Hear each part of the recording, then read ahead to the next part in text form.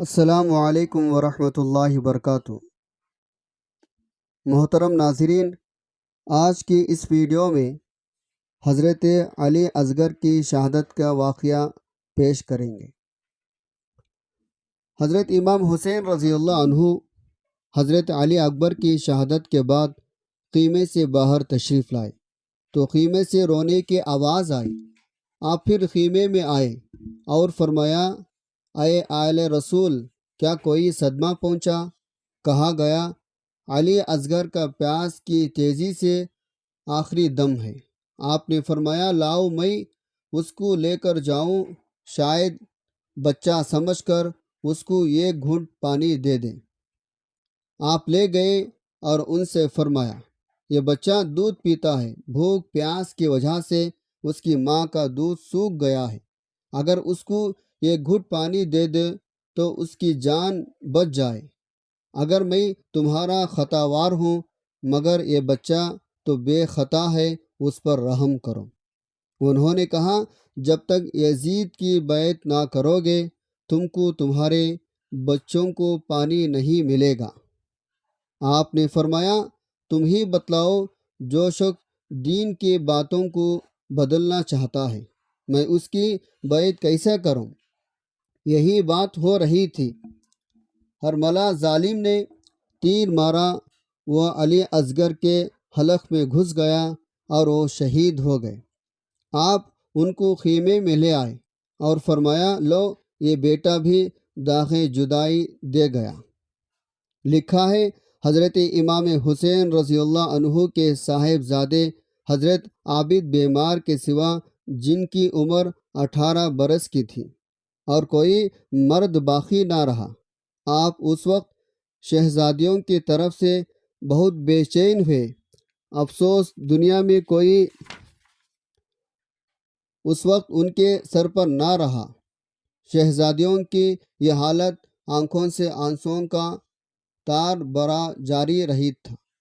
کسی کے دم میں دم نہیں تھا، لیکن ایسے آفت کے وقت میں صبر کرنا، خدا کے حکم میں راضی رہنا، انہی مقبول لعین الہی کا کام تھا۔ حضرت عابد بیمار نیزہ ہاتھ میں لے کر ہانپتے کانپتے لڑائی کے میدان میں پہنچ گئے۔ آپ ان کو خیمے میں لایا اور فرمایا، اللہ اللہ، اے بیٹے، کیا اولاد رسول دنیا سے ختم ہی ہو جائیں گے؟ اے میرے آنکھوں کے نور، میں اللہ تعالیٰ سے امید رکھتا ہوں، وہ پاک ذات میری نسل قیامت تک جاری رکھے گا۔ اے بیٹے، صبر اختیار کرو، ابھی تم نے بڑے بڑے حالات دیکھنے ہی، ہمت نہ ہارنا، شریعت محمدیہ پر مضبوط سے چلنا۔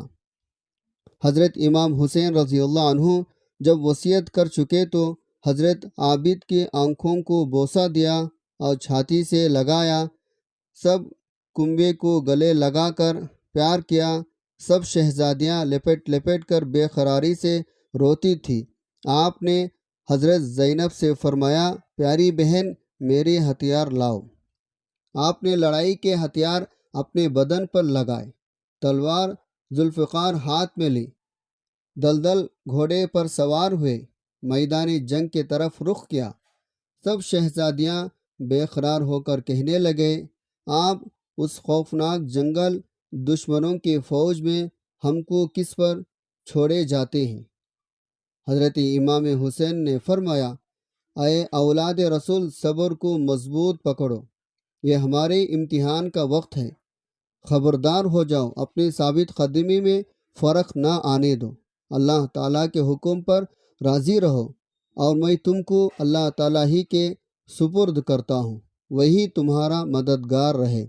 یہ تسلی دے کر آپ لڑائی کے میدان میں آئے اور نیزہ زمین پر کھڑا کر کے عربی لوگوں کی عادت کے مطابق جوش مردانگی سے اپنے خاندانی شرافت عزت کا بیان فرمایا۔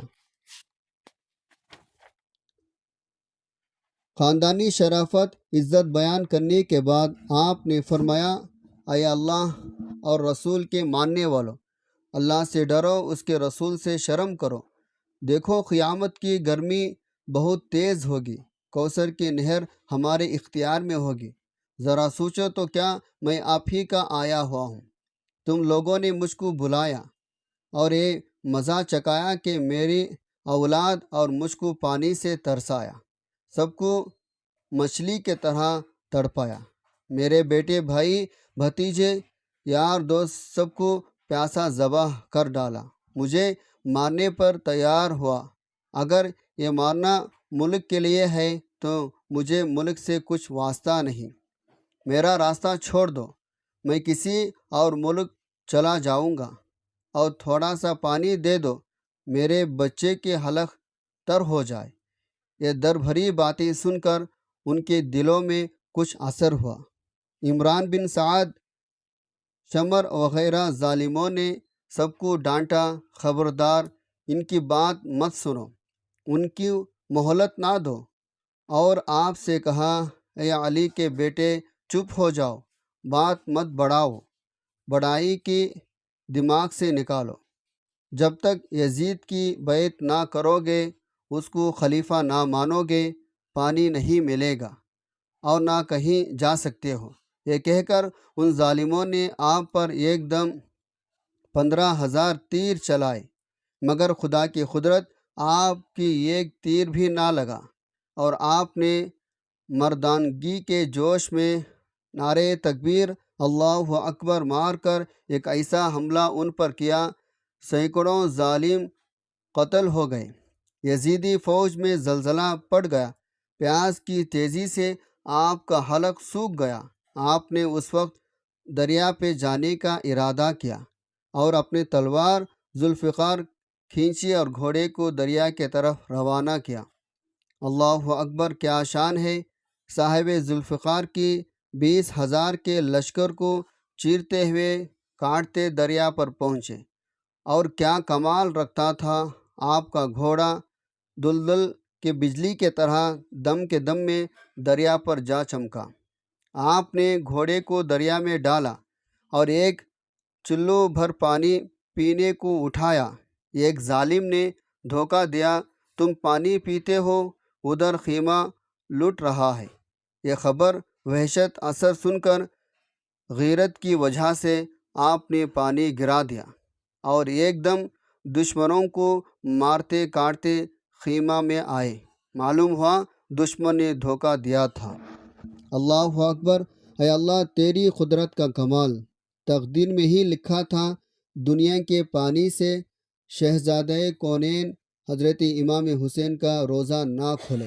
دریا پر جانے آنے میں آپ نے 400 ظالموں کو قتل کر دیا۔ حضرت امام حسین رضی اللہ عنہ نے خیمہ شریف میں آ کر دیکھا، سب شہزادیاں بے قراری سے رو رہے ہیں۔ آپ نے سب کو گلے سے لگایا اور فرمایا، اے اولاد رسول، بس یہ آخری دیدار ہے، تم کو اللہ کے سپرد کرتا ہوں۔ یہ بات سن کر حضرت شہر بانو تڑپ گئے اور کہا، اے میرے غمخوار، دنیا کے لحاظ سے میں ایران کی بادشاہ کی بیٹی ہوں، لیکن بے وطن بے عکس ہوں۔ آپ کی بیٹیاں بہنیں تو اولاد رسول ہیں، ممکن ہے لوگ ان کی عزت کا لحاظ کریں گے، میرا لحاظ کون کرے گا؟ اس وقت آپ نے آسمان کی طرف دیکھا اور آنکھوں میں آنسو بھر کر فرمایا، خداوند کریم، تو میری عزت کی حفاظت کر۔ پھر حضرت شہر بانو سے فرمایا، تم یہ غم نہ کرو، میں اللہ تعالیٰ کے دین کی حفاظت میں جان دے رہا ہوں، وہی تمہاری حفاظت کرے گا۔ یہ فرما کر آپ پھر میدان میں آئے۔ ابن سعد اور سمر وغیرہ فوجی افسروں نے اپنے فوج کو حکم دیا، اے فوجیوں، ہمت کرو اور ہر طرف سے گھیر لو، جھگڑا کر ختم کرو۔ بس ان کتوں نے آپ کو ہر طرف سے گھیر لیا، آپ بڑی دلیری سے ان کو مارتے کاٹتے رہے۔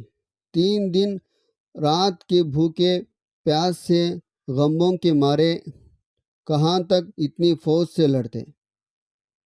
ہزاراں بلکہ بے شمار سردار جنت کوثر پر ان کتوں نے تیر، نیزوں، تلواروں کا مینا برسا دیا۔